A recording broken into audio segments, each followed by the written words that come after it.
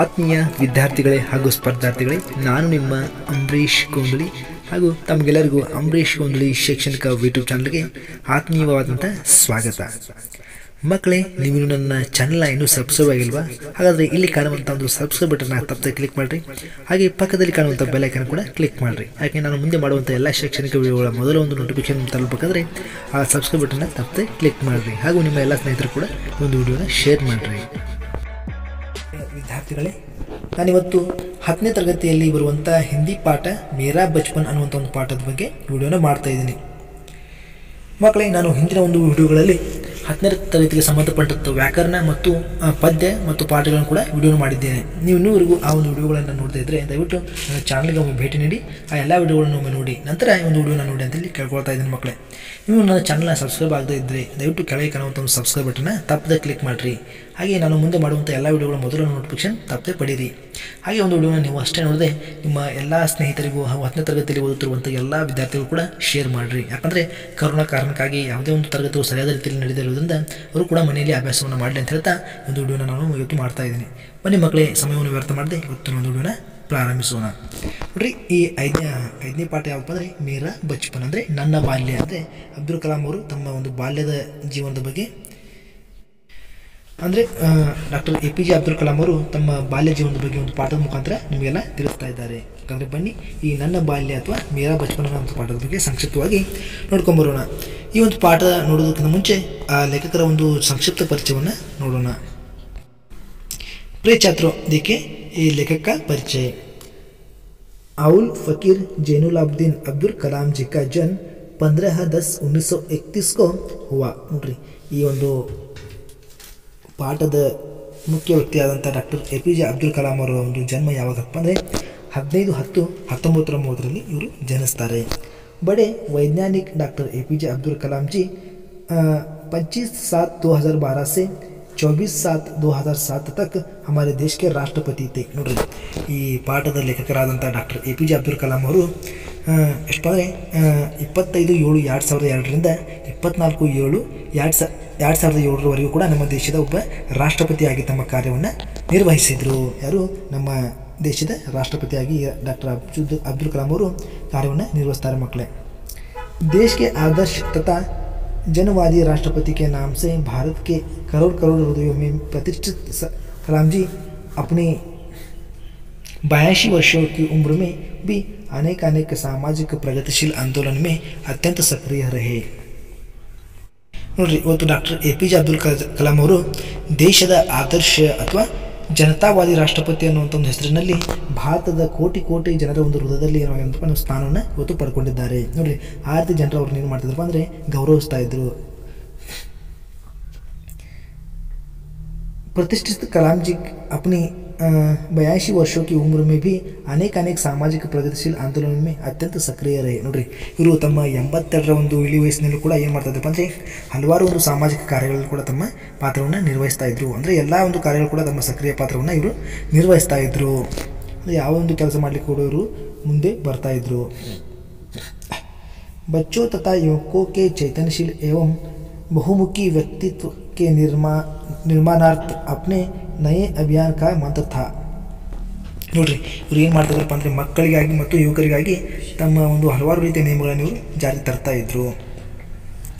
ಆ ಒಂದು ನಿರ್ಮಾಣ ಅಥವಾ ಒಂದು ಮಂತ್ರ ಯಾವುದಪ್ಪ ಅಂದರೆ ಮೈ ಕ್ಯಾ ಧೂ ಅಂದರೆ ನಾನು ಏನು ಕೊಡಲಿ, ನಾನು ದೇಶಕ್ಕಾಗಿ ಏನು ಕೊಡಲಿ ಅಂತೇಳಿ ತಮ್ಮೊಳಗೆ ಇವರು ಸಮರ್ಥಿಸ್ಕೊಳ್ತಾ ಇದ್ರು. ನಾನು ದೇಶಕ್ಕಾಗಿ ಏನು ಕೊಡ್ಬೋದು ಅಥವಾ ಏನು ಕೊಡಲಿ ಅಂತೇಳಿ ತಾವು ಮನಸ್ಸಿನಲ್ಲಿ ಪ್ರಶ್ನೆಯನ್ನು ಮಾಡ್ಕೊಳ್ತಾ ಇದ್ರು. ಸ್ವಪರಿವರ್ತನ ಕಿ ಅವ್ರ ಉನ್ಮುಖ ಇಸ್ ಅಭಿಯಾನ ಕಾ ಉದ್ಘೋಷಣ ಥಾ. ನೋಡ್ರಿ, ಈ ಒಂದು ಮಂತ್ರದ ತಾತ್ಪರ್ಯ ಏನಾಗಿತ್ತಪ್ಪ ಅಂದರೆ ಅಥವಾ ಈ ಮಂತ್ರದ ಒಂದು ಅರ್ಥ ಏನಾಗಿತ್ತು ಅಂದರೆ ತನ್ನ ಸ್ವಪರಿವರ್ತನೆ ಮಾಡ್ಕೋದು ಅಂದರೆ ತನ್ನನ್ನೇ ತಾನು ಪರಿವರ್ತನೆ ಮಾಡ್ಕೊಳ್ಳುವಂಥ ಒಂದು ಗುಣ ಯಾವುದಕ್ಕಿತ್ತಪ್ಪ ಅಂದರೆ ಈ ಒಂದು ಮಂತ್ರಕ್ಕಿತ್ತು. ಅಂದರೆ ನಾನು ಏನು ಕೊಡಲಿ ಅನ್ನುವಂಥ ಮಂತ್ರದ ಒಂದು ತಾತ್ಪರ್ಯ ಅಥವಾ ಅರ್ಥ ಏನಪ್ಪ ಅಂದರೆ ಸ್ವಪರಿವರ್ತನೆ ಮಾಡ್ಕೊಳ್ಳೋದಾಗಿತ್ತು. ಇಮಾನ್ದಾರ್ ಕಾರ್ಯ ಏವಂ ಇಮಾನ್ದಾರ್ ಕಾ ನಾಮ್. ನೋಡ್ರಿ, ಇಮಾನ್ದಾರ್ ಅಂದರೆ ಪ್ರಾಮಾಣಿಕರ ಒಂದು ಕೆಲಸ ಮತ್ತು ಪ್ರಾಮಾಣಿಕರ ಒಂದು ಹೆಸರನ್ನು ಪಡೆಯುವುದೇ ಇನ್ನೊಂದು ಇದರ ಮುಖ್ಯ ಉದ್ದೇಶವಾಗಿತ್ತು. होमपाल अभियान द्वारा आप बचपन में ही इन सवालों का बोलना चाहते थे कि मैं देश के लिए क्या दे सकता हूँ. ನೋಡ್ರಿ, ಹೋಮ್ಪಾಲ್ ಅನ್ನುವಂಥ ಒಂದು ಅಭಿಯಾನ ಅಥವಾ ಚಳವಳಿಯ ಮುಖಾಂತರ ಏನು ಮಾಡಿದ್ರಪ್ಪ ಅಂದರೆ ಇವರು ಬಾಲ್ಯದಲ್ಲಿ ಈ ಒಂದು ಸವಾಲುಗಳಿಗೆ ಅಂದರೆ ಈ ಪ್ರಶ್ನೆಗಳಿಗೆ ಉತ್ತರವನ್ನು ಕಂಡುಕೊಳ್ತಾರೆ.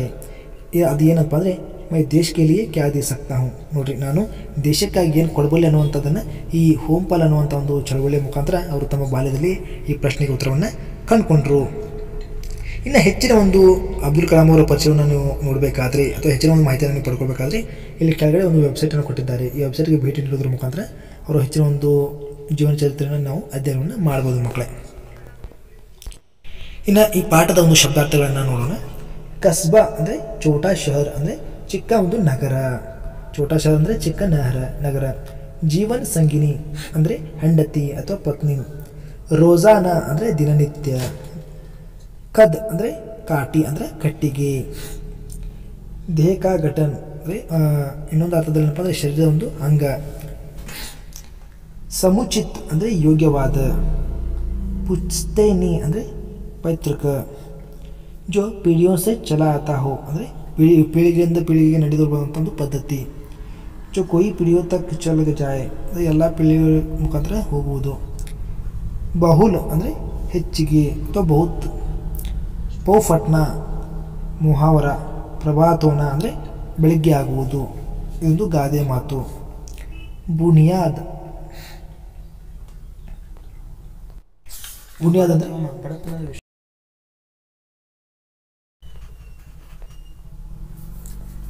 ಇನ್ನು ಬುನಿಯಾದ್ ಅಂದರೆ ತಳಪಾಯ. ಇನ್ನು ಬರ್ಸಕ್ ಅಂದರೆ ಯಥಾಶಕ್ತಿ ಅಥವಾ ಯಥಾಶಕ್ತಿ. ಕಾಮ್ ಆನಾ ಅಂದರೆ ಇದೊಂದು ಕೂಡ ಗಾದೆ ಮಾತಾಗಿದೆ. ಇಸ್ತಮಾಲ್ ಹೋನ ಅಥವಾ ಉಪಯೋಗಕ್ಕೆ ಬರುವುದು. ಕಾಮನ ಅಂದರೆ ಉಪಯೋಗಕ್ಕೆ ಬರುವುದು. ಕಾಮಮೆ ಆನ. ತಟ್ ಅಂದರೆ ಕಿನಾರೆ ಅಥವಾ ನದಿಯ ಒಂದು ದಂಡೆ ಅಥವಾ ಸಮುದ್ರದ ದಂಡೆ. ರಫ್ತಾರ್ ಅಂದರೆ ವೇಗದ ಒಂದು ಗತಿ.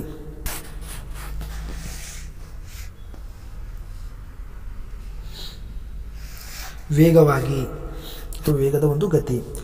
ರೇತ್ ಅಂದರೆ ಉಸುಕು ಅಥವಾ ಮರಳು. ಬಾಲು ಅಂದರೆ ಉಸುಕು ಅಥವಾ ಮರಳು. ಅಸರ್ ಅಂದರೆ ಪ್ರಭಾವ ಅಥವಾ ಪರಿಣಾಮ. ಜುಮ್ಲಾ ಅಂದರೆ ಕುಲ್. ಜುಮ್ಲಾ ಅಂದರೆ ಒಟ್ಟು ಅಥವಾ ಎಲ್ಲ. ಕುಲ್ ಮಿಲಾಕೆ ಅಂದರೆ ಒಟ್ಟು ಅಥವಾ ಎಲ್ಲ. ಮಹಸೂಸ್ ಅಂದರೆ ಜಿಸ್ಕಾ ಜ್ಞಾನ ಯಾ ಅನುಭವ ಹೋನ ಅಂದರೆ ಅದರ ಒಂದು ಜ್ಞಾನವಾಗುವುದು ಅಥವಾ ಅನುಭವ ಉಂಟಾಗುವುದು. ಟೇಕಾ ಕಾಂಟ್ರಾಕ್ಟ್. नियत समय या दर पर कोई काम या बात कराने का इकरार.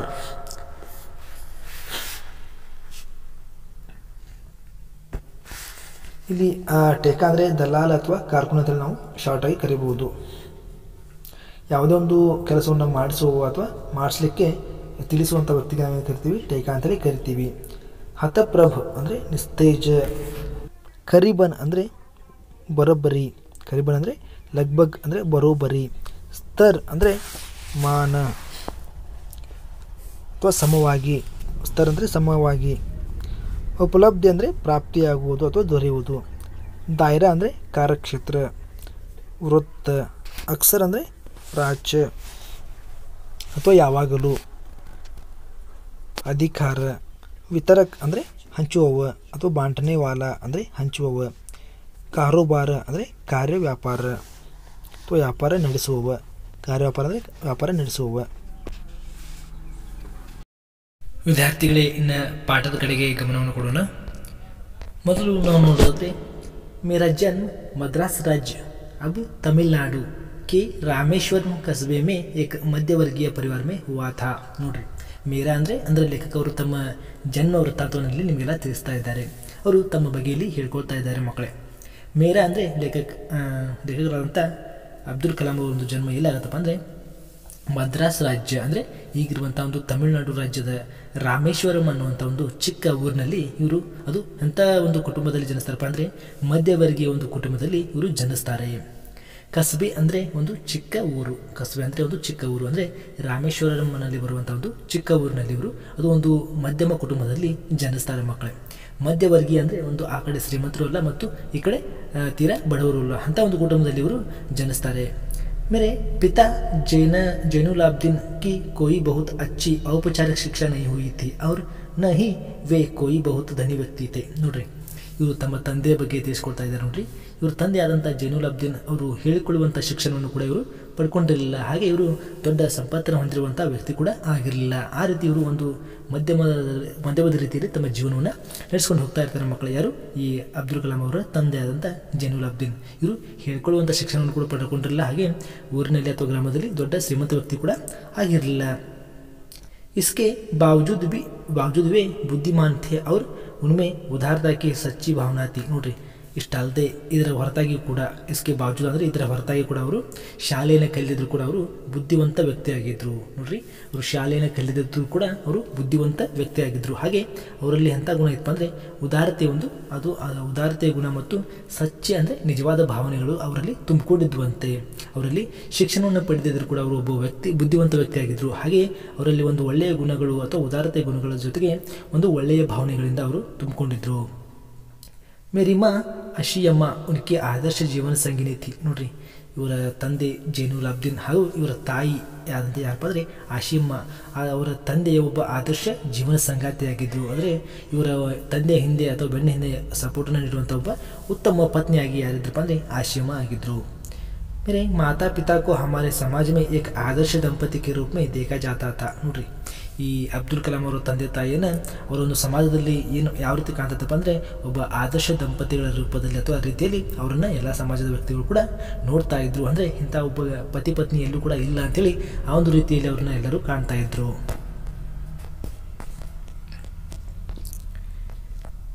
मैं कई बच्चों में से एक था, लंबे चौड़े व सुंदर माता पिता का छोटी कद काटी का साधारण सा दिखने वाला बच्चा ನೋಡ್ರಿ. ಮೈ ಕೈ ಬಚ್ಚೋ ಮೇ ಸೆ ಏಕ್ ಥಾ ಅಂದರೆ ಈ ಆಶಿಯಮ್ಮ ಮತ್ತು ಜೈನುಲ್ ಅಬ್ದೀನ್ ಹಲವಾರು ಮಕ್ಕಳಲ್ಲಿ ಒಬ್ಬರು ಯಾರಾಗಿದ್ರಪ್ಪ ಅಂದರೆ ಈ ಅಬ್ದುಲ್ ಕಲಾಂ ಅವರು ಆಗಿದ್ದರು. ಅಂದರೆ ಕೊನೆಯ ಮಗ ಅಥವಾ ನಡುವಿನ ಒಬ್ಬ ಮಗ ಯಾರಪ್ಪ ಅಂದರೆ ಈ ಅಬ್ದುಲ್ ಕಲಾಂ ಅವರು ಆಗಿದ್ದರು. ಲಂಬೆ ಚೌಡೆ ಅಂದರೆ ಎತ್ತರವಾದ ಮತ್ತು ಚಿಕ್ಕ ಶರೀರವನ್ನು ಹೊಂದಿರುವಂಥ ಹಾಗೆ ಎತ್ತರ ಮತ್ತು ಚಿಕ್ಕ ಒಂದು ಸುಂದರ ತಂದೆ ತಾಯಿಯರಿಗೆ ಹಾಗೆ ಚೋಟಿಕ್ಕದ್ ಅಂದರೆ ಚಿಕ್ಕದಾದಂಥ ಗೋಣನ್ನು ಹೊಂದಿರುವಂಥ ಅಥವಾ ಕಟ್ಟಿಗೆಯ ಒಂದು ಸಾಧಾರಣ ಶರೀರ ಹೊಂದಿರುವಂಥ ಅಥವಾ ತೋರಿಸುವಂಥ ಒಂದು ಸಣ್ಣ ಬಾಲಕ ಯಾರಾಗಿದ್ರಪ್ಪ ಅಂದರೆ ಈ ಅಬ್ದುಲ್ ಕಲಾಂ ಅವರು ಆಗಿದ್ದರು. ಲಂಬೆ ಚೌಡೆ ಅಂದರೆ ಎತ್ತರ ಮತ್ತು ಕೊಳ್ಳಗಿರುವಂಥ ಒಂದು ಸುಂದರ ತಂದೆ ತಾಯಿಗಳಿಗೆ ಹುಟ್ಟಿರುವಂಥ ಪುಟ್ಟ ಬಾಲಕ ಅಥವಾ ಸಾಧಾರಣ ಬಾಲಕ ಯಾರಪ್ಪ ಅಂದರೆ ಈ ಅಬ್ದುಲ್ ಕಲಾಂ ಅವರು ಆಗಿದ್ದರು. ಹಮ್ ಲೋಗ್ ಅಪ್ನೆ ಪುಸ್ತೇನಿ ಘರ್ ಮೇ ರಹತೆ ಥೇ ನೋಡ್ರಿ. ಹಮ್ ಲೋಗ್ ಅಪ್ನೆ ಪುಸ್ತೇನಿ ಘರ್ ಮೇ ರಹತೆ ಥೇ ಅಂದರೆ ಪುಸ್ತೇನಿ ಅಂದರೆ ಹಲವಾರು ತಲೆಮಾರುಗಳಿಂದ ಉಳಿದುಕೊಂಡು ಬಂದಿರುವಂಥ ಅವಿಭಕ್ತ ಕುಟುಂಬದಲ್ಲಿ ಇವರು ಏನು ಮಾಡ್ತಿದ್ರಪ್ಪ ಅಂದರೆ ವಾಸ ಮಾಡ್ತಾಯಿದ್ರು. ಅಂದರೆ ಆ ಒಂದು ಕುಟುಂಬದಲ್ಲಿ 4 ತಲೆಮಾರಿನ ಅಥವಾ 4 ಪೀಳಿಗೆ ಒಂದು ಜನ ವಾಸ ಮಾಡುವಂಥ ಒಂದು ಕುಟುಂಬದಲ್ಲಿ ಇವರು ವಾಸ ಮಾಡ್ತಾಯಿದ್ರು ಅಂದರೆ ಇರ್ತಾಯಿದ್ರು. ಹಮ್ ಲೋಗ್ ಅಂದರೆ ನಾವೆಲ್ಲ ಜನರು ಕೂಡ ಏನು ಮಾಡ್ತಾಯಿದ್ವಿ ಅಂತಂದರೆ ಆ ಒಂದು ಅವಿಭಕ್ತ ಕುಟುಂಬದಲ್ಲಿ ವಾಸ ಮಾಡ್ತಾಯಿದ್ವಿ ಅಂತೇಳಿ ಇಲ್ಲಿ ಲೇಖಕರು ತಿಳಿಸ್ತಾ ಇದ್ದಾರೆ. ರಾಮೇಶ್ವರಂ ಕಿ मस्जिद वाली गली में बना यह घर चूने पत्थर व ईंट से बना पक्का और बड़ा था ನೋಡ್ರಿ. ರಾಮೇಶ್ವರದಲ್ಲಿರುವಂಥ ಒಂದು ಮಸೀದಿ ಹತ್ತಿರ ಅಥವಾ ಮಸೀದಿ ಇರುವಂಥ ಒಂದು ಓಣಿಯಲ್ಲಿ ತಯಾರಾದಂಥ ಈ ಮನೆ ಯಾವುದರಿಂದ ತಯಾರಾಗಿತ್ತಪ್ಪ ಅಂದರೆ ಚೂನೆ ಪತ್ತರ ಅಂದರೆ ಸುಣ್ಣ ಮತ್ತು ಕಲ್ಲಿನಿಂದ ಅಥವಾ ಇಟ್ಟಿಗೆಗಳಿಂದ ತಯಾರಾದಂಥ ಒಂದು ಪಕ್ಕ ಮತ್ತು ದೊಡ್ಡ ಮನೆ ಆಗಿತ್ತಂತೆ. ಗಟ್ಟಿಮುಟ್ಟಾದಂಥ ಒಂದು ದೊಡ್ಡ ಮನೆ ಎಲ್ಲಿತ್ತಪ್ಪ ಅಂದರೆ ಈ ರಾಮೇಶ್ವರದಲ್ಲಿ ಒಂದು ಮಸೀದಿ ಇರುವಂಥ ಓಣಿಯಲ್ಲಿ ಇದು ತಯಾರಾಗಿತ್ತು. ಆ ಒಂದು ಮನೆ ಯಾವುದರಿಂದ ತಯಾರಾಗಿತ್ತು ಅಂದರೆ ಸುಣ್ಣ ಮತ್ತು ಕಲ್ಲುಗಳಿಂದ ಅಥವಾ ಹಾಗೆ ಇಟ್ಟಿಗೆಗಳಿಂದ ಆ ಒಂದು ಮನೆ ತಯಾರಾಗಿತ್ತು. ಅದು ಯಾವ ರೀತಿ ಇತ್ತಪ್ಪ ಅಂದರೆ ದೊಡ್ಡದ ಆಕಾರದಲ್ಲಿ ಆ ಒಂದು ಮನೆ ತಯಾರಾಗಿತ್ತು. ಮೇರೆ ಪಿತಾ ಆಡಂಬರಹೀನ ವ್ಯಕ್ತಿ थे और सभी अनावश्यक एवं ऐशो आरामी वाली चीज़ों से दूर रहते थे ನೋಡ್ರಿ. ಇವರ ತಂದೆ ಏನಪ್ಪ ಅಂದರೆ ಆಡಂಬರಹೀನ ವ್ಯಕ್ತಿಯಾಗಿದ್ದರು. ಅಂದರೆ ಶೋಕಿಗಳನ್ನು ಮಾಡದೇ ಇರುವಂಥ ಒಬ್ಬ ಒಳ್ಳೆಯ ವ್ಯಕ್ತಿಯಾಗಿದ್ದರು. ಹಾಗೆ ಇವರು ಏನು ಮಾಡ್ತಿದ್ರಪ್ಪ ಅಂದರೆ ಎಲ್ಲ ಒಂದು ಅನಾವಶ್ಯಕ ಅಥವಾ ಆರಾಮವಾಗಿ ಅಂದರೆ ಆರಾಮದಿಂದ ಇರುವಂಥ ಒಂದು ವಸ್ತುಗಳಿಂದ ಏನು ಮಾಡ್ತಿದ್ರಪ್ಪ ಅಂದರೆ ಅವರು ಯಾವಾಗಲೂ ಕೂಡ ದೂರ ಇರ್ತಾಯಿದ್ರು. ಅದು ಬೈಕ್ ಆಗಿರ್ಬೋದು, ಕಾರ್ ಆಗಿರ್ಬೋದು, ಅಂಥ ಒಂದು ಆಶಾರಾಮದ ವಸ್ತುಗಳಿಂದ ಇವರು ಯಾವಾಗಲೂ ಕೂಡ ದೂರ ಇರ್ತಿದ್ರಂತೆ. ಅಂದರೆ ಅನಾವಶ್ಯಕವಾಗಿ ಯಾವುದೇ ಒಂದು ವಸ್ತುವನ್ನು ಕೂಡ ಉಪಯೋಗ ಮಾಡ್ತಾ ಇರಲಿಲ್ಲಂತೆ. ಹಣವನ್ನು ಕೂಡ ಇವರು ಖರ್ಚು ಮಾಡ್ತಾ ಇರಲಿಲ್ಲಂತೆ. पर घर में सभी आवश्यक चीज़ें समुचित ಮಾತ್ರ ಸುಲಭತಾ ಸೇ ಉಪಲಬ್ಧ ಥಿ ನೋಡ್ರಿ. ಆದರೆ ಇವರು ತಮಗೆ ಬೇಕಾಗಿರುವಂಥ ಅನಾವಶ್ಯಕ ವಸ್ತುಗಳು ಮಾತ್ರ ಕಡಿಮೆ ಮಾಡಿದರು. ಆದರೆ ಮನೆಗೆ ಬೇಕಾಗಿರುವಂಥ ಅವಶ್ಯಕ ವಸ್ತುಗಳನ್ನು ಮಾತ್ರ ಎಷ್ಟು ಪ್ರಮಾಣದಲ್ಲಿ ಬೇಕೋ ಆ ಪ್ರಮಾಣದಲ್ಲಿ ಮಾತ್ರ ಇವರು ಯಾವಾಗಲೂ ಕೂಡ ಸಿಗುವಂತೆ ಮನೆಯಲ್ಲಿ ಇಟ್ಟಿದ್ರಂತೆ. ಸುಲಭತಾ ಸೇ ಉಪಲಬ್ಧತೆ ಅಂದರೆ ಯಾವ ಬೇಕಾದರೂ ಸಿಗುವ ಹಾಗೆ ಇವರು ಮನೆಯಲ್ಲಿ ಎಲ್ಲ ವಸ್ತುಗಳನ್ನು ತಂದು ಇಡ್ತಾ ಇದ್ರಂತೆ. वास्तव में मैं कहूँगा कि मेरा बचपन बहुत ही ನಿಶ್ಚಿಂತತಾ और सादगी में बीता ನೋಡ್ರಿ ಇವರು ಒಂದು ವಾಸ್ತವದಲ್ಲಿ ಅಥವಾ ಈ ಒಂದು ಪ್ರಸ್ತುತ ಸಂದರ್ಭದಲ್ಲಿ ನಾನು ಏನು ಹೇಳಲಿಕ್ಕೆ ಇಷ್ಟಪಡ್ತೀನಿ ಅಂದರೆ ನನ್ನ ಒಂದು ಬಾಲ್ಯ ಏನಪ್ಪ ಅಂದರೆ ಯಾವುದೇ ಚಿಂತೆ ಇಲ್ಲದೆ ಕಳೀತಂತೆ ನೋಡ್ರಿ ಇವರು ಪ್ರಸ್ತುತ ಏನು ಹೇಳ್ತಾ ಇದ್ದಾರಲ್ಲ ಅವರು ಏನು ಹೇಳ್ತಾರೆ ಅಂದರೆ ನಾನು ಹೇಳಲಿ ಇಷ್ಟಪಡ್ತೀನಿ ಏನಂದರೆ ನನ್ನ ಒಂದು ಬಾಲ್ಯ ಏನಪ್ಪ ಅಂದರೆ ಬಹಳ ನಿಶ್ಚಿತತೆಯಿಂದ ಅದು ಯಾವುದೇ ಒಂದು ಚಿಂತೆ ಇಲ್ಲದೆ ನನ್ನ ಬಾಲ್ಯವನ್ನು ನಾನು ಕಳೆದೆ ಅವರು ಸಾದಿಗೆ ಮೇ ಬೀತ ಅಂದರೆ ತುಂಬ ಸರಳತೆಯಿಂದ ನನ್ನ ಒಂದು ಬಾಲ್ಯವನ್ನು ನಾನು ಕಳೆದೆ ಸಾದಿಗೆ ಅಂದರೆ ಸರಳತೆ ನಿಶ್ಚಿತತೆ ಅಂದರೆ ನಿಶ್ಚಿಂತತೆ ಅಥವಾ ಚಿಂತೆ ಇಲ್ಲದೆ ನನ್ನ ಒಂದು ಬಾಲ್ಯವನ್ನು ನಾನು ಕಳೆದೆ ಅದೇ ನಿಮ್ಮ ಬಾಲ್ಯವನ್ನು ನೋಡೋದಾದರೆ ಒಬ್ಬರು ಕಷ್ಟದಲ್ಲಿ ಕೂಡ ಕಳೀತಾರೆ ಒಬ್ಬರು ಒಂದು ಆಶಾರಂಭದಲ್ಲಿ ಕೂಡ ತಮ್ಮ ಬಾಲ್ಯವನ್ನು ಕಳೀತಾರೆ ಮಕ್ಕಳೇ ಭೌತಿಕ ಏವಂ ಭಾವನಾತ್ಮಕ ದೋನೋ ಹಿ ದೃಷ್ಟಿಯೂ ಸೇ ನೋಡ್ರಿ ಅವರು ತಮ್ಮ ಜೀವನವನ್ನು ಭೌತಿಕವಾಗಿರ್ಬೋದು ಮತ್ತು ಭಾವನಾತ್ಮಕವಾಗಿರ್ಬೋದು ಎರಡೂ ಒಂದು ದೃಷ್ಟಿಯಲ್ಲಿ ಕೂಡ ಅವರು ತಮ್ಮ ಜೀವನವನ್ನು ಕಳೀತಾರೆ ಮಕ್ಕಳೇ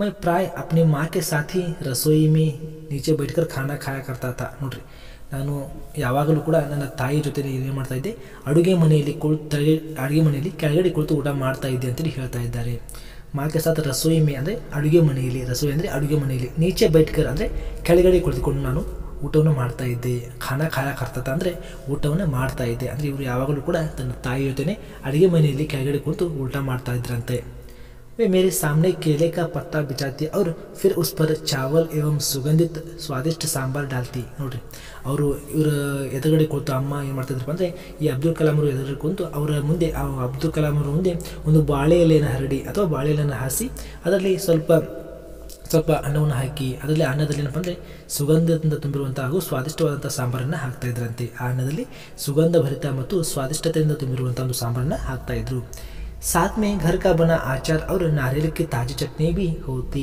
ನೋಡ್ರಿ ಅದರ ಜೊತೆಗೆ ಸಾಂಬಾರನ್ನು ಅಷ್ಟೇ ಅಲ್ಲದೆ ಅದರ ಜೊತೆಗೆ ಏನು ಮಾಡ್ತಾ ಇದ್ರಪ್ಪ ಅಂದರೆ ಮನೆಯಲ್ಲಿ ತಯಾರಿಸಿದಂಥ ಉಪ್ಪಿನಕಾಯಿ ಆಚಾರ ಅಂದರೆ ಉಪ್ಪಿನಕಾಯಿ ಮತ್ತು ಅದರ ಜೊತೆ ತೆಂಗಿನಕಾಯಿಯ ಒಂದು ತಾಜಾ ಚಟ್ನಿನೂ ಕೂಡ ಹಾಕ್ತಾ ಇದ್ರು ಮಕ್ಕಳು ಇದನ್ನು ಕೇಳ್ತಾ ನಿಮ್ಮ ಬಾಯಲ್ಲಿ ನೀರು ಬರ್ತಾ ಇರ್ಬೋದು ನೋಡ್ರಿ ಹಳ್ಳಿ ಒಂದು ಸೊಗಡಿನಲ್ಲಿ ಈ ರೀತಿ ನಾವು ಪಲ್ಯಗಳನ್ನು ಅಥವಾ ಖಾದ್ಯಗಳಲ್ಲಿ ನಾವು ನೋಡ್ಬೋದು ಆ ಸಾಂಬಾರ್ ಜೊತೆ ಮತ್ತೇನು ಹಾಕಿದ್ರಪ್ಪ ಅಂದರೆ ಅವರು ಮನೆಯಲ್ಲೇ ತಯಾರಿಸಿದಂಥ ಒಂದು ಉಪ್ಪಿನಕಾಯಿ ಅದು ಲಿಂಬೆ ಹಣ್ಣಿಂದಾಗಿರ್ಬೋದು ಅಥವಾ ಮಾವಿನಕಾಯಿದಾಗಿರ್ಬೋದು ಆಚಾರ ಅಂದರೆ ಉಪ್ಪಿನಕಾಯಿ ಮತ್ತು ಮನೆಯಲ್ಲೇ ತಯಾರಿಸಿದಂಥ ಒಂದು ತೆಂಗಿನಕಾಯಿ ಒಂದು ತಾಜಾ ಚಟ್ನಿಯನ್ನು ಕೂಡ ಇವರು ಬಡಿಸಿದ್ರಂತೆ प्रतिष्ठित शिव मंदिर जिसके कारण रामेश्वरम प्रसिद्ध तीर्थ स्थल है का हमारे घर से 10 मिनट का पैदल रास्ता था ನೋಡ್ರಿ ಪ್ರತಿಷ್ಠಿತ ಶಿವ ಮಂದಿರ ಆ ಒಂದು ಕಾರಣಕ್ಕಾಗಿ ಗೊತ್ತೇನಪ್ಪ ಅಂದರೆ ರಾಮೇಶ್ವರ ಒಂದು ದೊಡ್ಡ ಪ್ರಸಿದ್ಧ ತೀರ್ಥಸ್ಥಳವಾಗಿ ಹೆಸರುವಾಸಿಯಾಗಿದೆ ನೋಡ್ರಿ ರಾಮೇಶ್ವರಂ ಅಲ್ಲಿ ಒಂದು ಪ್ರತಿಷ್ಠಿತವಾದಂಥ ಶಿವ ದೇವಾಲಯ ಇರೋದು ಕಾರಣಕ್ಕಾಗಿ ಇವತ್ತು ಅದೊಂದು ರಾಮೇಶ್ವರ ಏನ್ರಿ ದೊಡ್ಡ ತೀರ್ಥಸ್ಥಳವಾಗಿ ಹೆಸರು ಪಡೆದಿದೆ ಆ ಒಂದು ರಾಮೇಶ್ವರ ಅಂದರೆ ಆ ರಾಮೇಶ್ವರ ಇರುವಂಥ ಸ್ಥಳ ಅಥವಾ ಆ ಒಂದು ಶಿವ ಮಂದಿರ ಎಲ್ಲಿ ಇರುತ್ತಪ್ಪ ಅಂದರೆ ಹಮಾರೆ ಘರ್ ಸೆ 10 ಮಿನಿಟ್ ಕಾ ಪೈದಲ್ ರಾಸ್ತಾ ತಾ ನೋಡ್ರಿ ಆ ಒಂದು ಶಿವ ದೇವಾಲಯ ಎಲ್ಲಿಪ್ಪ ಅಂದರೆ ಇವರ ಮನೆಯಿಂದ 10 ಮಿನಿಟಿನ ಒಂದು ಕಾಲು ದಾರಿಯಾಗಿದಂತೆ 10 ನಿಮಿಷದಲ್ಲಿ ಹೋಗುವಂಥ ಒಂದು ಕಾಲು ದಾರಿಯಾಗಿದಂತೆ ಇಲ್ಲಿಂದ ಅವರು 10 ನಿಮಿಷದಲ್ಲಿ ಆ ಒಂದು ದೇವಸ್ಥಾನವನ್ನು ತಲುಪಬಹುದಾಗಿತ್ತಂತೆ जिस इलाके में हम रहते थे वह मुस्लिम बहुल था ನೋಡ್ರಿ ಇವರು ಇರುವಂಥ ಒಂದು ಇಲಾಖೆಯಲ್ಲಿ ಏನಪ್ಪ ಅಂದರೆ ಹಲವಾರು ಜನರು ಮುಸ್ಲಿಮ್ಸ್ ಜನ ಅಲ್ಲಿ ವಾಸವನ್ನು ಮಾಡ್ತಾ ಇದ್ರು ಅಂತಂದರೆ ಇವರು ಇರುವಂಥ ಒಂದು ಏರಿಯಾದಲ್ಲಿ ಬಹಳ ಜನ ಮುಸ್ಲಿಮರು ವಾಸವನ್ನು ಮಾಡ್ತಾಯಿದ್ರು ಲೇಕಿನ್ ವಹಾ ಕುಚ್ ಹಿಂದೂ ಪರಿವಾರ ಬಿ ಥೇ ನೋಡ್ರಿ ಅಲ್ಲಿ ಮುಸ್ಲಿಂ ಜನ ಅಷ್ಟೇ ಅಲ್ಲದೆ ಅಲ್ಲಿ ಹಿಂದೂ ಪರಿವಾರ ಕೂಡ ವಾಸವಾಗಿದ್ದರಂತೆ जो अपने मुसलमान पड़ोसियों के साथ मिलजुल कर रहते थे ನೋಡ್ರಿ ಅವರು ಹಿಂದೂ ಜನ ಏನು ಮಾಡ್ತಾ ಇದ್ರಪ್ಪ ಅಂದರೆ ಆ ಮುಸಲ್ಮಾನ್ ಒಂದು ಕುಟುಂಬದ ಜೊತೆ ಕೂಡ ಕೂಡಿ ಇರ್ತಾ ಇದ್ರಂತೆ ಕೂಡಿ ಬಾಳ್ತಾ ಇದ್ರಂತೆ ಜೀವನವನ್ನು ನಡೆಸ್ತಾ ಇದ್ರಂತೆ ಅವರು ಜಾತಿ ಭೇದವನ್ನು ಮಾಡದೆ ಎಲ್ಲರೂ ಕೂಡ ಸಹೋದರಿ ಅಂತ ತಮ್ಮ ಜೀವನವನ್ನು ನಡೆಸ್ತಾ ಇದ್ರು ಹಮಾರೆ ಇಲಾಖೆ ಮೇ ಏಕ ಬಹುತ್ ಹಿ ಪುರಾನಿ ಮಸ್ಜಿದ್ ಥಿ ನೋಡ್ರಿ ಇವರ ಒಂದು ಏರಿಯಾದಲ್ಲಿ ಅಥವಾ ಇವರದ್ದು ಓಣಿಯಲ್ಲಿ ಏನಪ್ಪ ಅಂದರೆ ಅತ್ಯಂತ ಹಳೆಯದಂಥ ಒಂದು ಮಸೀದಿ ಇದೆಯಂತೆ ಜಹಾ ಶಾಮ್ ಕೋ ನಮಾಜ್ ಕೆ ಲಿಯೆ ಮೇರೆ ಪಿತಾಜಿ ಮುಜೆ ಅಪ್ನೆ ಸಾಥ್ ಲೇ ಜಾತೆ ಹೈ ನೋಡ್ರಿ ಆ ಮಸೀದಿಯಲ್ಲಿ ಏನು ಮಾಡ್ತಾರಪ್ಪ ಸಾಯಂಕಾಲ ಇವರ ತಂದೆಯವರನ್ನು ನಮಾಜ್ ಮಾಡಲಿಕ್ಕೆ ಆ ಅಬ್ದುಲ್ ಕಲಾಂ ಅವ್ರನ್ನ ತಮ್ಮ ಜೊತೆ ಕರ್ಕೊಂಡು ಹೋಗ್ತಾ ಇದ್ರಂತೆ ಅಂದರೆ ಅತ್ಯಂತ ಹಳೆಯ ಕಾಲದ ಒಂದು ಮಸ್ಜಿದ್ ಇದೆಯಲ್ಲ ಆ ಒಂದು ಮಸ್ಜಿದ್ಗೆ ಈ ಅಬ್ದುಲ್ ಕಲಾಂ ಅವ್ರನ್ನ ಪ್ರಾರ್ಥನೆಗಾಗಿ ಅವರು ಕರ್ಕೊಂಡು ಹೋಗ್ತಾ ಇದ್ರಂತೆ ನಮಾಜ್ ಅಂದರೆ ಪ್ರಾರ್ಥನೆ ಮಾಡುವುದು रामेश्वर मंदिर के सबसे बड़े पुजारी पक्षी लक्ष्मण शास्त्री मेरे पिताजी के अभिन्न मित्र थे ನೋಡ್ರಿ ರಾಮೇಶ್ವರದಲ್ಲಿ ಬರುವಂಥ ಶಿವ ಮಂದಿರದ ಅತ್ಯಂತ ದೊಡ್ಡ ಪೂಜಾರಿ ಆದಂಥ ಲಕ್ಷ್ಮಣ್ ಶಾಸ್ತ್ರಿ ಅವರು ಇವರ ತಂದೆಯೊಬ್ಬ ಅತ್ಯಂತ ಸ್ನೇಹಿತರಂತೆ ಒಳ್ಳೆಯ ಸ್ನೇಹಿತರಾಗಿದ್ದರಂತೆ ಯಾರು ಲಕ್ಷ್ಮಣ್ ಶಾಸ್ತ್ರಿ ಆಧ್ಯಾತ್ಮಿಕ ಮಾಮೂಲೋं पर ಚರ್ಚೆ करते रहते थे ನೋಡ್ರಿ ಅವರಿಬ್ಬರು ಕೂಡ ಯಾವುದರ ಒಂದು ಚರ್ಚೆ ಮಾಡ್ತಿದ್ರಪ್ಪ ಅಂದರೆ ಆಧ್ಯಾತ್ಮಿಕತೆಗೆ ಸಂಬಂಧಿಸಿದಂಥ ಒಂದು ವಿಷಯಗಳ ಬಗ್ಗೆ ಚರ್ಚೆನ ಮಾಡ್ತಾ ಇದ್ರು ಯಾರು ಆ ಲಕ್ಷ್ಮಣ ಶಾಸ್ತ್ರಿ ಮತ್ತು ಈ ಅಬ್ದುಲ್ ಕಲಾಂ ಅವರ ತಂದೆ. जब मैं प्रश्न पूछने लायक बड़ा हुआ तो मैंने पिताजी से नमाज की ಪ್ರಾಸಂಗಿಕತಾ ಕೆ ಬಾರೆ ಮೇ ಪೂಚಾ. ನೋಡ್ರಿ ಇವರು ಬಾಲ್ಯದಲ್ಲೇ ಈ ಒಂದು ಚರ್ಚೆಯನ್ನು ನೋಡ್ತಾ ಇದ್ರು, ಆದರೆ ಆ ಪ್ರಶ್ನೆ ಮಾಡುವಂಥ ಒಂದು ಯೋಗ್ಯತೆಯನ್ನು ಪಡೆದಿರಲಿಲ್ಲ, ಅಂದರೆ ಅಷ್ಟು ದೊಡ್ಡವರಾಗಿರಲಿಲ್ಲ. ಇವರು ಯಾವಾಗ ಒಂದು ಪ್ರಶ್ನೆ ಕೇಳುವಂಥ ಒಂದು ಮಟ್ಟಕ್ಕೆ ಬಂದಿರಲ್ಲ ಅಥವಾ ಒಂದು ವಯಸ್ಸನ್ನು ಹೊಂದಿರಲಿಲ್ಲ, ಆವಾಗ ಇವರು ಒಂದು ಪ್ರಶ್ನೆನ ತನ್ನ ತಂದೆಗೆ ಕೇಳ್ತಾರೆ. ಅದು ಏನಂತ ನೋಡ್ರಿ, ವೇ ಕಹತೆ. ನೋಡ್ರಿ ಅವರು ಯಾವ ರೀತಿ ಒಂದು ಪ್ರಶ್ನೆ ಕೇಳಿದ್ರಪ್ಪ ಅಂದರೆ ನಮಾಜನ್ನು ಮಾಡೋದ್ರಿಂದ ನಮಗೇನು ಲಾಭ ಅನ್ನುವಂಥ ಒಂದು ಪ್ರಶ್ನೆಯನ್ನು ಅವರ ತಂದೆಯವರು ಮಾಡ್ತಾರೆ. ಅಂದರೆ ಆ ನಮಾಜ್ ಮಾಡೋದ್ರಿಂದ ನಮಗೇನು ಉಪಯೋಗ ಅನ್ನುವಂಥ ಒಂದು ಪ್ರಶ್ನೆಗೆ ಅವರ ತಂದೆ ಉತ್ತರ ಯಾವ ರೀತಿ ಇತ್ತು ಅನ್ನೋದನ್ನು ಮುಂದೆ ನೋಡಿ. वे कहते जब तुम नमाज पढ़ते हो तो तुम अपने शरीर से इतर ब्रह्मांड का एक हिस्सा बन जाते हो. ನೋಡ್ರಿ ಅವ್ರು ಏನು ಹೇಳ್ತಾರಪ್ಪ ಅಂದರೆ, ನೀನು ಯಾವಾಗ ನೀನು ಆ ನಮಾಜವನ್ನು ಓದಲು ಪ್ರಾರಂಭಿಸ್ತೀಯಲ್ಲ, ಏನು ಮಾಡ್ತಿ, ಅಪ್ನೆ ಶರೀರ ಸೇ ಅಂದರೆ ನಿನ್ನ ಒಂದು ಶರೀರದಿಂದ ಈ ಒಂದು ಬ್ರಹ್ಮಾಂಡದ ಒಂದು ಭಾಗವಾಗ್ತೀಯ. ಅಂದರೆ ಆ ಒಂದು ಬ್ರಹ್ಮಾಂಡದ ಏನಾಗ್ತಪ್ಪ ಅಂದರೆ ಒಂದು ಭಾಗವಾಗಿ ಪರಿವರ್ತನೆಯನ್ನು ಹೊಂತೀಯ. ನಿನ್ನ ಶರೀರವನ್ನು ಬಿಟ್ಟು ನೀನು ಈ ಬ್ರಹ್ಮಾಂಡದ ಒಂದು ಭಾಗವಾಗಿ ಪರಿವರ್ತನೆಯನ್ನು ಹೊಂತೀಯ.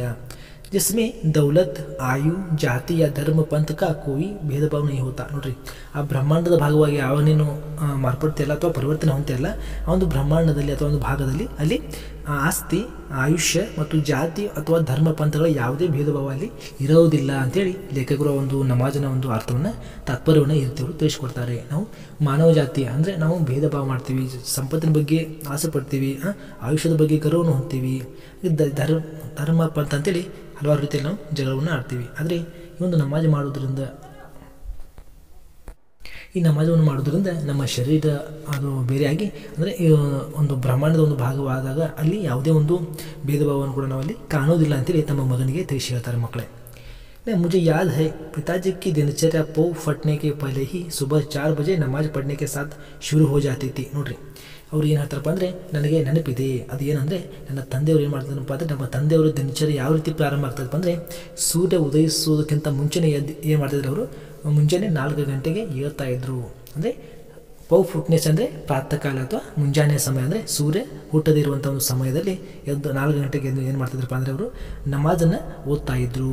ನೋಡ್ರಿ ಅಷ್ಟು ಬೆಳಿಗ್ಗೆ ಎದ್ದು ಏನು ಮಾಡ್ತಿದ್ರಪ್ಪ ಅಂತ ಅವರು ನಮಾಜನ್ನು ಓದ್ತಾ ಇದ್ರು ಅಂತಂದರೆ, ಈ ಅಬ್ದುಲ್ ಕಲಾಂ ಅವ್ರ ತಂದೆ ಬೆಳಿಗ್ಗೆ ಸೂರ್ಯ ಉದಯಿಸೋಕ್ಕಿಂತ ಮುಂಚೆ ಎದ್ದು 4 ಗಂಟೆಗೆ ಎದ್ದು ಏನು ಮಾಡ್ತಾಯಿದ್ರು, ನಮಾಜನ್ನು ಓದ್ತಾ ಇದ್ರು. ಅಂದರೆ ಅವರ ಒಂದು ಬೆಳಿಗ್ಗೆ ಯಾವಾಗ ಪ್ರಾರಂಭ ಆಗ್ತದಪ್ಪ ಅಂದರೆ ನಮಾಜನ್ನು ಓದೋದ್ರ ಜೊತೆಗೆ ಅವರ ಒಂದು ಬೆಳಿಗ್ಗೆ ಅವತ್ತು ಪ್ರಾರಂಭವಾಗ್ತಾ ಇತ್ತು. ನಮಾಜ್ ಕೆ ಬಾದವೇ ಹಮಾರೆ ನಾರಿಯಲ್ ಕೆ ಬಾದ್ ಜಾಯ ಕರ್ತೆ. ನೋಡ್ರಿ ಇವರು ನಮಾಜ್ ಓದಿದ ನಂತರ ಖಾಲಿ ಕೂರ್ದು ಏನು ಮಾಡ್ತಾ ಇದ್ರಪ್ಪ ಅಂದರೆ ತಮ್ಮದೇ ಆದಂಥ ಒಂದು ತೆಂಗಿನಕಾಯಿ ತೋಟಕ್ಕೆ ಅವರು ಹೋಗ್ತಾ ಇದ್ರಂತೆ. ಬಾಗ್ ಅಂದರೆ ತೋಟ, ನಾರಿಯಲ್ ಅಂದರೆ ತೆಂಗಿನಕಾಯಿ, ಅಂದರೆ ತೆಂಗಿನಕಾಯಿ ತೋಟಕ್ಕೆ ಅವರು ಕಾಲ್ನಡಿಗೆಯಲ್ಲಿ ಅಲ್ಲಿ ಹೋಗ್ತಾ ಇದ್ರಂತೆ.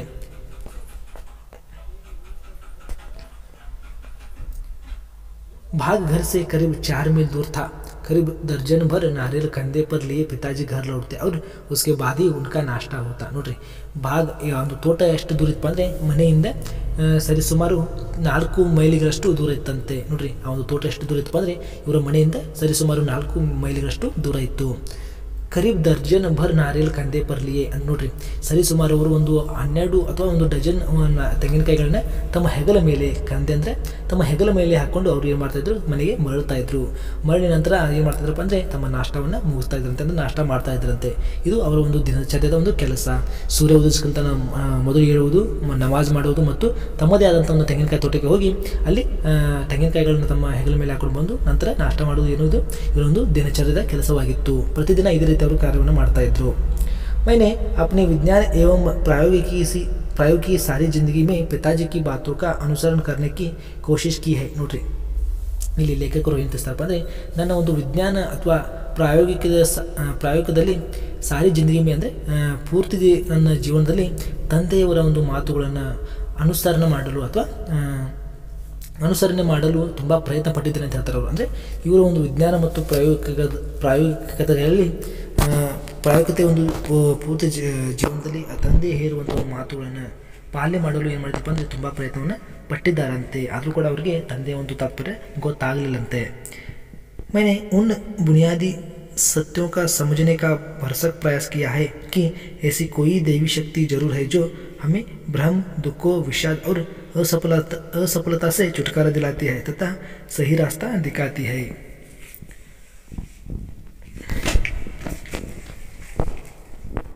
ಇಲ್ಲಿ ಲೇಖಕರು ಏನು ಹೇಳಲು ಇಷ್ಟಪಡ್ತಾರಪ್ಪ ಅಂದರೆ ಮೈನೆ ಉನ ಬುನಿಯಾದಿ ಅಂದರೆ ನಾನು ಆ ಸತ್ಯದ ಬುನಾದಿಯ ಬಗ್ಗೆ ತಿಳಿಯಲು ಯಥಾಶಕ್ತಿಯಿಂದ ಪ್ರಯತ್ನ ಪಟ್ಟಿದ್ದೇನೆ, ಅಂದರೆ ನನ್ನ ಸ್ವಶಕ್ತಿಯಿಂದ ಪ್ರಯತ್ನವನ್ನು ಪಟ್ಟಿದ್ದೇನೆ. ಯಾಕಂದರೆ ಇಂಥ ಯಾವುದೇ ಒಂದು ದೇವಿ ಶಕ್ತಿ ಅವಶ್ಯವಾಗಿದೆ ಅಂದರೆ ಇವತ್ತಿನ ಒಂದು ದಿನಮಾನಗಳಲ್ಲಿ ಅಂಥ ಒಂದು ದೇವಿ ಶಕ್ತಿ ಅವಶ್ಯವಾಗಿದೆ.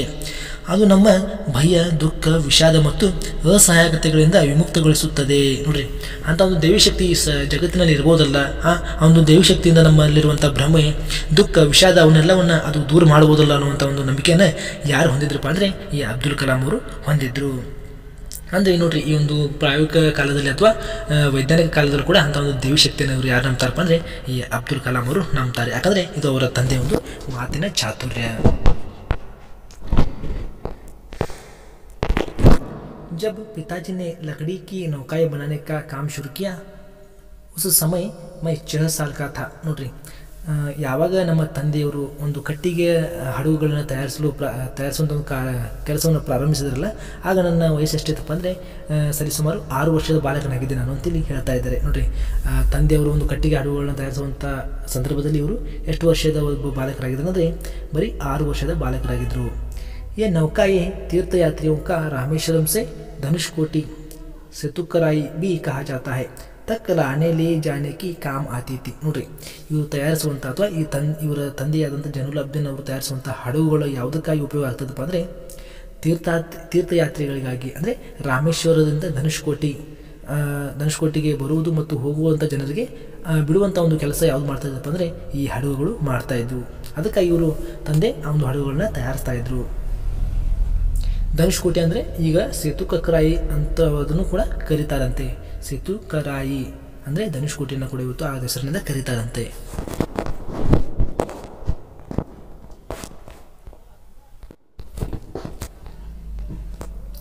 स्थानीय ठेकेदार अहमद जलालुद्दीन के साथ पिताजी समुद्र तट के पास नौकाएं बनाने लगे. ನೋಡ್ರಿ, ಈ ಒಬ್ಬ ಅಬ್ದುಲ್ ಕಲಾಂ ಅವರ ತಂದೆ ಯಾರೊಂದಿಗೆ ಒಂದು ಹಡಗುಗಳನ್ನ ತಯಾರಿಸಲು ಪ್ರಾರಂಭಿಸಿದ್ರಪ್ಪ ಅಂದರೆ ಅಲ್ಲಿ ಉನ್ನತಾಧಿಕಾರಿ ಅಥವಾ ಆ ಸ್ಥಳದ ಒಂದೊಬ್ಬ ಅಧಿಕಾರಿಯ ಜೊತೆ ಅಧಿಕಾರಿಯಾದಂಥ ಅಹಮದ್ ಜಲಾಲುದ್ದೀನ್ ಅನ್ನುವಂಥ ವ್ಯಕ್ತಿ ಜೊತೆ ಇವರು ತಂದೆ ಆ ಸಮುದ್ರದ ದಡದಲ್ಲಿ ಹಡಗುಗಳನ್ನ ತಯಾರಿಸಲು ಪ್ರಾರಂಭಿಸ್ತಾರೆ. ಮಕ್ಕಳೇ ಅಂದರೆ ಅವರ ಒಂದು ಸಹಭಾಗಿತ್ವದಲ್ಲಿ ಅಥವಾ ಅವರ ಒಂದು ಸವಾಸದಲ್ಲಿ ಒಂದು ಹಡಗುಗಳನ್ನ ತಯಾರಿಸಲು ಪ್ರಾರಂಭಿಸ್ತಾರೆ.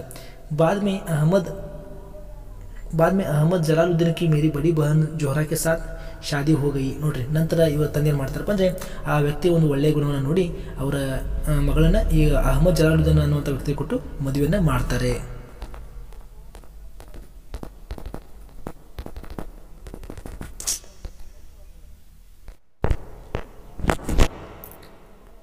ಜೋಹರಾ ಅನ್ನುವ ಈ ಅಬ್ದುಲ್ ಕಲಾಂ ಅವರ ಸಹೋದರ ಜೊತೆ ಅವರನ್ನು ಮದುವೆ ಮಾಡಿ ಕೊಡ್ತಾರೆ. ಮಕ್ಕಳೇ, नौकाओं को आकर लेते हुए मैं गौर से देखता था. ನೋಡ್ರಿ,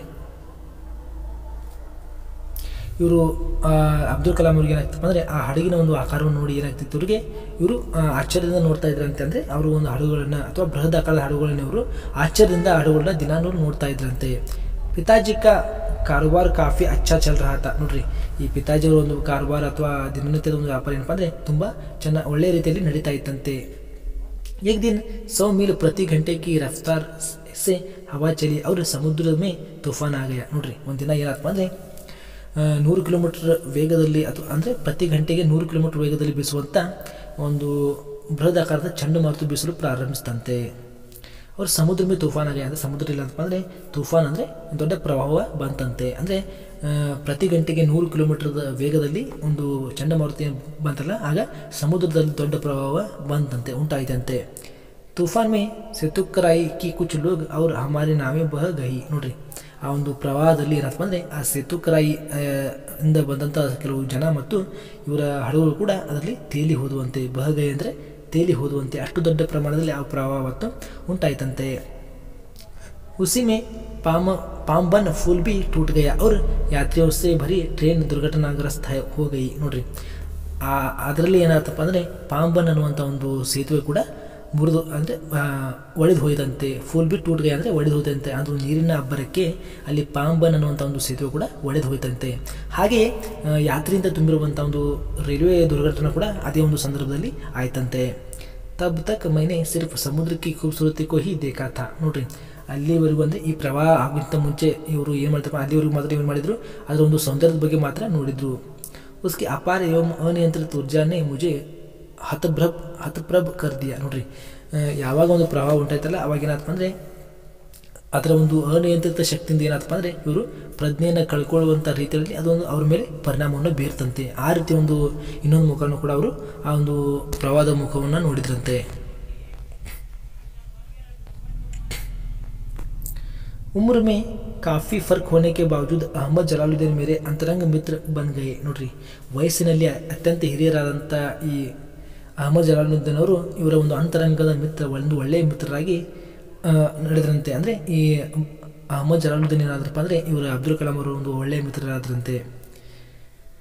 वह मुझसे करीबन 15 साल बड़े थे और मुझे आज़ाद कहकर पुकारा करते थे. ನೋಡ್ರಿ, ವಯಸ್ಸಿನಲ್ಲಿ ಇವರು ಅಬ್ದುಲ್ ಕಲಾಂ ಅವರಿಗಿಂತ 15 ವರ್ಷಗಳಷ್ಟು ದೊಡ್ಡವರಾಗಿದ್ದರಂತೆ. ಹಾಗೆ ಇವರು ಪ್ರೀತಿಯಿಂದ ಅವ್ರನ್ನ ಏನು ಕರಿತಾ ಇದ್ರಪ್ಪ ಅಂದರೆ ಆಜಾದ್ ಅಂತೇಳಿ ಇವ್ರನ್ನ ಕರಿತಾ ಇದ್ರು. ಯಾರನ್ನ? ಅಬ್ದುಲ್ ಕಲಾಂ ಅವ್ರನ್ನ ಅಹಮದ್ ಜಲಾಲುದ್ದೀನ್ ಅವರು ಏನು ಕರಿತಾ ಇದ್ರಪ್ಪ ಅಂದರೆ ಆಜಾದ್ ಅಂತೇಳಿ ಕರಿತಾ ಇದ್ರಂತೆ. हम दोनों रोज़ाना शाम को दूर तक साथ घूमने जाया करते. ನೋಡ್ರಿ, ಇವರಿಬ್ರು ಏನು ಮಾಡ್ತಾ ಇದ್ರಪ್ಪ ಅಂದರೆ ದಿನನಿತ್ಯ ಕೂಡ ರೋಜಾನ್ ಅಂದರೆ ದಿನನಿತ್ಯ ಸಾಯಂಕಾಲ ಏನು ಮಾಡ್ತಿದ್ರು ಅತಿ ದೂರದವರೆಗೆ ಕೂಡ ತಿರುಗಾಡಲಿಕ್ಕೆ ಹೋಗ್ತಾ ಇದ್ರಂತೆ. ಅಂದರೆ ವ್ಯಾಯಾಮ ಮಾಡಲಿಕ್ಕೆ ಅಥವಾ ತಿರುಗಾಡಲಿಕ್ಕೆ ಹೋಗ್ತಾ ಇದ್ರಂತೆ. हम मस्जिद वाली गली से निकलते और समुद्र के रेतीले तट पर चल पड़ते.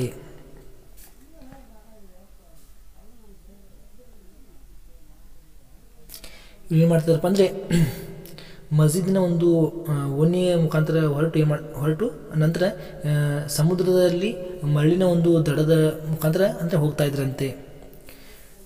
ಅವ್ರು ಹೋಗೋದು ಯಾವ ರೀತಿಪ್ಪ ಅಂದರೆ ಮಸ್ಜಿದ್ ಇರುವಂಥ ಒಂದು ಓಣಿಯಿಂದ ಹೊರಟು ಅಲ್ಲಿ ಕೊನೆಗೆ ಸಮುದ್ರದ ಒಂದು ಮರಳು ತುಂಬಿರುವಂಥ ದಡದ ಮುಖಾಂತರ ಇವರು ಹೋಗ್ತಾ ಇದ್ರಂತೆ.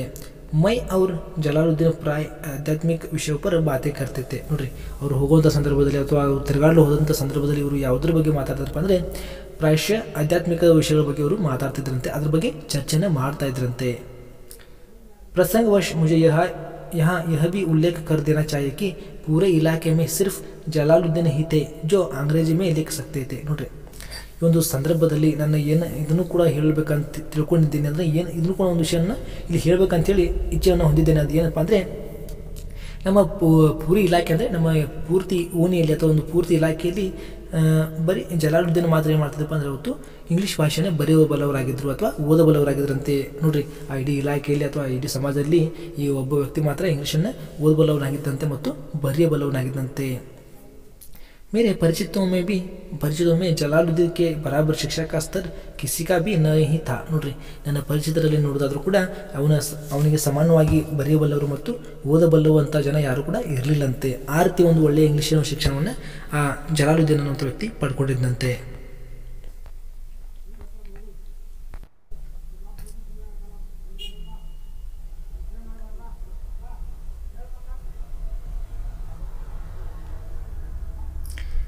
और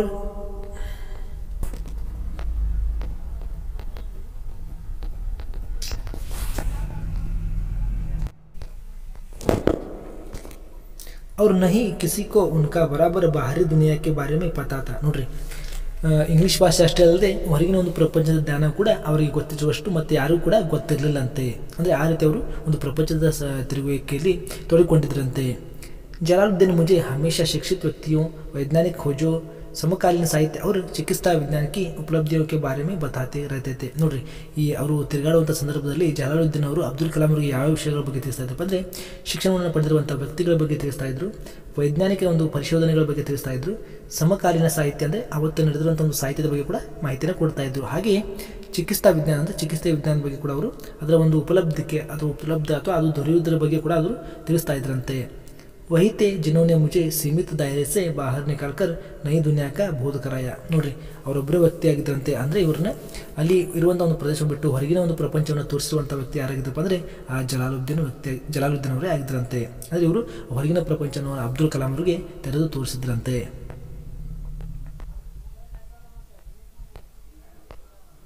मेरे बाल्यकाल में पुस्तकें एवं दुर्लभ वस्तु की तरह हुआ करती थी. ನೋಡ್ರಿ, ಇವರು ಒಂದು ಬಾಲ್ಯಕಾಲದಲ್ಲಿ ಪುಸ್ತಕಗಳು ಯಾವ ರೀತಿ ಇವರಿಗೆ ಕಾಣ್ತಾ ಇದ್ದಪ್ಪ ಅಂದರೆ ದುರ್ಲಭ ವಸ್ತು ಅಥವಾ ಕೈಲಾಗದಿರುವಂಥ ವಸ್ತುಗಳ ರೀತಿ ಇವರಿಗೆ ಆ ಒಂದು ಬಾಲ್ಯಕಾಲದಲ್ಲಿ ಪುಸ್ತಕಗಳು ಕಾಣ್ತಾ ಇದ್ವಂತೆ. हमारे यहाँ स्थानीय स्तर पर एक पूर्व क्रांतिकारी या कहिए उग्र राष्ट्रवादी ACTR ಮಾಣಿಕಂ ಕಾ ನಿಜಿ ಪುಸ್ತಕಾಲಯ ಥಾ. ನೋಡ್ರಿ ಅವರ ಮನೆಯ ಪಕ್ಕದಲ್ಲಿ ಏನಪ್ಪ ಅಂದರೆ ಸ್ಥಾನೀಯ ಸ್ಥಳದಲ್ಲಿ ಮನೆಯ ಪಕ್ಕದಲ್ಲಿ ಒಬ್ಬ ಪೂರ್ವ ಕ್ರಾಂತಿಕಾರಿ ಅಂತೇಳಿ ಕರಿಬೋದು. ಅವ್ರನ್ನ ಏನು ಕರಿಬೋದಪ್ಪ ಅಂದರೆ ಆ ವ್ಯಕ್ತಿನ ಪೂರ್ವ ಕ್ರಾಂತಿಕಾರಿ ಅಂತೇಳಿ ಕರಿಬೋದು. ಹಾಗೆ ಉಗ್ರ ರಾಷ್ಟ್ರವಾದಿ ಅಂತೇಳಿ ಕೂಡ ಅವ್ರನ್ನ ಕರಿಬೋದು. ಆ ಉಗ್ರ ರಾಷ್ಟ್ರವಾದಿ ಅಂತ STR ಮಾಣಿಕಂ ಅನ್ನುವಂಥ ಒಬ್ಬ ವ್ಯಕ್ತಿಯ ಪುಸ್ತಕಾಲಯ ಇತ್ತಂತೆ ಅವರ ಮನೆಯ ಪಕ್ಕದಲ್ಲಿ. ಏನಪ್ಪ ಅಂದರೆ ಪೂರ್ವ ಕ್ರಾಂತಿಕಾರಿ ಅಥವಾ ಉಗ್ರ ರಾಷ್ಟ್ರವಾದಿ ಅಂತೇಳಿ ಕರೆಸಿಕೊಳ್ಳುವ STR ಮಾಣಿಕಂ ಅವರ ಒಂದು ಪುಸ್ತಕಾಲಯ ಒಂದು ಪ್ರದೇಶದಲ್ಲಿ ಇತ್ತಂತೆ. ಉನ್ನೋನೆ ಮುಜೆ ಹಮೇಶಾ ಪಡ್ನೆ ಕೆ ಲಿಯೆ ಉತ್ಸಾಹಿತ್ ಕಿಯಾ. ನೋಡ್ರಿ ಆ ವ್ಯಕ್ತಿ ಇವ್ರನ್ನ ಏನು ಮಾಡ್ತಾ ಇದ್ರಪ್ಪ ಅಂದರೆ ಯಾವಾಗಲೂ ಕೂಡ ಓದಲಿಕ್ಕೆ ಅಥವಾ ಪುಸ್ತಕಗಳನ್ನ ಓದಲಿಕ್ಕೆ ಉತ್ಸಾಹವನ್ನು ತುಂಬುತ್ತಾ ಇದ್ರಂತೆ. ಮೈ ಅಕ್ಸರ್ ಉನ್ಕೆ ಘರ್ ಸೆ ಪಡ್ನೆ ಕೆ ಲಿಯೆ ಕಿತಾಬಿ ಲಿಯೆ ಆಯಾ ಕರ್ತಾ ಥಾ. ನೋಡ್ರಿ ಇವರು ಯಾವತ್ತೂ ಕೂಡ ಅವ್ರ ಮನೆಗೆ ಹೋದ ತಕ್ಷಣ ಮಾಡ್ತಾ ಇದ್ರಪ್ಪ ಅಂದರೆ ಓದಲಿಕ್ಕೆ ಕೆಲವೊಂದಿಷ್ಟು ಪುಸ್ತಕಗಳನ್ನ ಮನೆಗೆ ತರ್ತಾ ಇದ್ರಂತೆ. ಕಿತಾಬಿ ಅಂದರೆ ಪುಸ್ತಕಗಳು. दूसरे जिस व्यक्ति का मेरे बाल जीवन पर गहरा असर पड़ा वह मेरे चचेरे भाई शमशुद्दीन थे. ನೋಡ್ರಿ ಇನ್ನೊಬ್ಬ ವ್ಯಕ್ತಿ ಇದ್ದಾರೆ. ಅವರು ಏನು ಮಾಡಿದ್ರಪ್ಪ ಅಂದರೆ ಇವರು ಬಾಲ್ಯ ಜೀವನದಲ್ಲಿ ಅತ್ಯಂತ ಪ್ರಭಾವವನ್ನು ಬೀರಿದಂಥ ವ್ಯಕ್ತಿ ಆಗಿದ್ದರಂತೆ. ಅವರು ಯಾರಪ್ಪ ಅಂದರೆ ಅವರ ಚಿಕ್ಕಪ್ಪನ ಮಗ ಆದಂಥ ಶಂಶುದ್ದೀನ್ ಅನ್ನುವಂಥ ವ್ಯಕ್ತಿ ಆಗಿದ್ದರಂತೆ. ಇವರು ಒಂದು ಬಾಲ್ಯ ಜೀವನದಲ್ಲಿ ಪ್ರಭಾವವನ್ನು ಬೀರಿದಂಥ ಒಬ್ಬ ವ್ಯಕ್ತಿ ಆಗಿದ್ದರಂತೆ.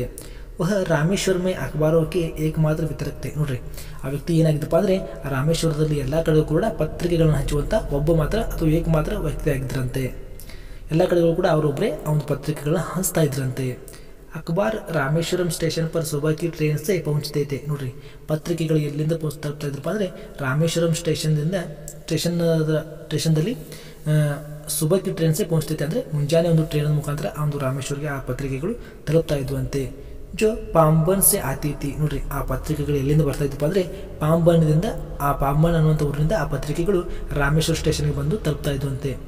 ಇಸ್ ಅಖಬಾರ್ ಏಜೆನ್ಸಿ ಕೋ ಅಕೆಲೆ ಶಂಶುದ್ದೀನ್ ಹಿ ಚಲಾತೆ थे. ನೋಡ್ರಿ ಈ ಒಂದು ಪತ್ರಿಕೆಗಳ ಏಜೆನ್ಸಿಯನ್ನು ಒಬ್ಬರೇ ಈ ಶಂಶುದ್ದೀನ್ ಒಬ್ಬರೇ ಏನು ಮಾಡ್ತಾ ಇದ್ರಪ್ಪ ಅಂದರೆ ನಿರ್ವಹಿಸ್ತಾ ಇದ್ರಂತೆ, ಅಂದರೆ ನಡೆಸ್ತಾ ಇದ್ರಂತೆ. ರಾಮೇಶ್ವರ ಮೇ ಅಖಬಾರೋ ಕಿ ಜುಮ್ಲಾ 1000 ಪ್ರತಿಯಾ ಬಿಕ್ತಿ ಥಿ. ನೋಡ್ರಿ ಈ ರಾಮೇಶ್ವರದಲ್ಲಿ ಒಂದು ಪತ್ರಿಕೆಗಳ ಒಂದು ಗಂಟು ಎಷ್ಟಪ್ಪ ಅಂದರೆ 1000 ಪ್ರತಿಗಳಷ್ಟು ಮಾರಾಟವಾಗ್ತಾ ಇತ್ತಂತೆ. ನೋಡ್ರಿ ಈ ರಾಮೇಶ್ವರದಲ್ಲಿ ಏನಾಗ್ತಪ್ಪ ಅಂದರೆ ದಿನವೂ ಪತ್ರಿಕೆಗಳು 1000 ಪ್ರತಿಗಳು ಮಾರಾಟವಾಗ್ತಾ ಇದ್ವಂತೆ. ಬಿತ್ತಿ ಅಂದರೆ ಮಾರಾಟವಾಗ್ತಾ ಇದ್ವಂತೆ. ಇಲ್ಲಿ ನೋಡ್ರಿ ಒಂದು ಪತ್ರಿಕೆಗಳ ಟ್ರೈನಿಂದ ಇಳಿಸ್ತಾ ಇದ್ದಾನೆ ಈ ವ್ಯಕ್ತಿ. ಅಬ್ದುಲ್ ಕಲಾಂ ಅವರ ಚಚೇರೆ ಬಾಯಿ ಅಂದರೆ ಅಣ್ಣ ಅಥವಾ ತಮ್ಮ ಆಗಿರ್ಬೋದು.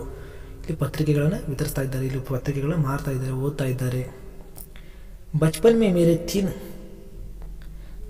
ಮೇರೆ ತೀನ್ ಪಕ್ಕೆ ದೋಸ್ತ್ थे. ರಾಮಾನಂದ ಶಾಸ್ತ್ರಿ, ಅರವಿಂದನ್ ಅವ್ರ ಶಿವಪ್ರಕಾಶ್. ನೋಡ್ರಿ ಇವರ ಒಂದು ಬಾಲ್ಯದಲ್ಲಿ ಇವರ ಅತ್ಯಂತ ಆತ್ಮೀಯ ಸ್ನೇಹಿತರು ಯಾರಾಗಿದ್ರಪ್ಪ ಅಂದರೆ 3 ಜನ ಇದ್ರಂತೆ. ಅವ್ರು ಯಾರಪ್ಪ ಅಂದರೆ ರಾಮಾನಂದ ಶಾಸ್ತ್ರಿ, ಅರವಿಂದನ್ ಮತ್ತು ಶಿವಪ್ರಕಾಶ್ ಅಂತೆ. ಈ ತೀನೋ ಹಿ ಬ್ರಾಹ್ಮಣ ಪರಿವಾರ ಸೆ ಥೆ. ನೋಡ್ರಿ ಈ 3 ವ್ಯಕ್ತಿಗಳು ಕೂಡ ಏನಾಗಿದ್ರಪ್ಪ ಅಂದರೆ ಬ್ರಾಹ್ಮಣ ಕುಟುಂಬದಿಂದ ಬಂದವರಾಗಿದ್ದರು. ಬ್ರಾಹ್ಮಣ ಕುಟುಂಬದಲ್ಲಿ ಜನಿಸಿದವರಾಗಿದ್ದರಂತೆ. रामानंद शास्त्री तो रामेश्वरम मंदिर के सबसे बड़े पुजारी पक्षी लक्ष्मण शास्त्री का बेटा था. ನೋಡ್ರಿ ಅದರಲ್ಲಿ ರಾಮಾನಂದ ಶಾಸ್ತ್ರಿ ಅನ್ನುವಂಥ ಹುಡುಗಿ ಏನಪ್ಪ ಅಂದರೆ ಅಲ್ಲಿ ರಾಮೇಶ್ವರಂ ಮಂದಿರದ ಅಥವಾ ರಾಮೇಶ್ವರ ದೇವಾಲಯದ ಅತ್ಯಂತ ದೊಡ್ಡ ಪೂಜಾರಿ ಆಗಿರುವಂಥ ಪಕ್ಷಿ ಲಕ್ಷ್ಮಣ ಶಾಸ್ತ್ರಿ ಅವರ ಮಗನಾಗಿದ್ದಂತೆ. अलग अलग धर्म पालन पोषण पढ़ाई लिखाई को लेकर हमसे किसी भी बच्चों ने कभी भी आपस में कोई भेदभाव महसूस नहीं किया. ನೋಡ್ರಿ ಇವರು ಜಾತಿ ಬೇರೆ ಆಗಿದ್ರು ಕೂಡ ಧರ್ಮ ಬೇರೆ ಆಗಿದ್ರು ಕೂಡ ಇವರು ಯಾವತ್ತೂ ಕೂಡ ಪಾಲನೆ ಪೋಷಣೆಯಲ್ಲಿ ಆಗಿರ್ಬೋದು, ಧರ್ಮ ಜಾತಿಯಲ್ಲಿ ಆಗಿರ್ಬೋದು ಮತ್ತು ಶಿಕ್ಷಣದಲ್ಲಿ ಆಗಿರ್ಬೋದು, ಯಾವತ್ತೂ ಕೂಡ ಇವರು ಆ ಒಂದು ವಿಷಯದ ಬಗ್ಗೆ ಯಾವತ್ತೂ ಕೂಡ ಇವರು ಜಗಳ ಮಾಡಿರುವಂಥ ನೆನಪು ಯಾವತ್ತೂ ಕೂಡ ಇವರಲ್ಲಿ ಇರಲಿಲ್ಲಂತೆ. ಅಂದರೆ ಆ ರೀತಿ ಇವರು ಕೂಡಿಕೊಂಡು ತಮ್ಮ ಬಾಲ್ಯವನ್ನು ಕಳೀತಾ ಇದ್ದಂಥ ಮಕ್ಕಳೇ. ನೋಡ್ರಿ ಇಲ್ಲಿವರೆಗೂ ಮಕ್ಕಳೇ ನೀವು ಅಬ್ದುಲ್ ಕಲಾಂ ಅವರ ಜೀವನದ ಬಗ್ಗೆ ತಿಳ್ಕೊಂಡ್ರಿ. ಒಂದು ಪಾಠ ನಿಮಗೆ ಇಷ್ಟ ಆಗಿರ್ಬೋದು ಅಂತ ತಿಳ್ಕೊತಾ ಇದ್ದೀನಿ. ದಯವಿಟ್ಟು ಇಷ್ಟ ಆದರೆ ಒಂದು ವಿಡಿಯೋನ ನಿಮ್ಮ ಎಲ್ಲ ಸ್ನೇಹಿತರಿಗೂ ಶೇರ್ ಮಾಡಿ, ಹಾಗೂ ನಿಮ್ಮ ಸ್ನೇಹಿತರಿಗೂ ಹಾಗೂ ನಿಮ್ಮ 10ನೇ ತರಗತಿ ಓದ್ತಿರುವಂಥ ವಿದ್ಯಾರ್ಥಿಗಳಿಗೂ ಶೇರ್ ಮಾಡಿ. ಸಬ್ಸ್ಕ್ರೈಬ್ ಮಾಡಿ, ಪಕ್ಕದಲ್ಲಿರುವಂಥ ಬೆಲ್ಲನ್ನು ಕ್ಲಿಕ್ ಮಾಡಿ. ಮತ್ತು ಮುಂದಿನ ಒಂದು ವಿಡಿಯೋದಲ್ಲಿ ಮತ್ತೊಂದು ವಿಷಯದ ಬಗ್ಗೆ ಪಾಠವನ್ನು ಮಾಡ್ತಾ ಮುಂದಿನ ವಿಡಿಯೋದಲ್ಲಿ ಭೇಟಿ ಆಗ್ತಾ ಅಂತ ಹೇಳ್ತಾ ಅಲ್ಲಿವರೆಗೂ ಧನ್ಯವಾದಗಳು.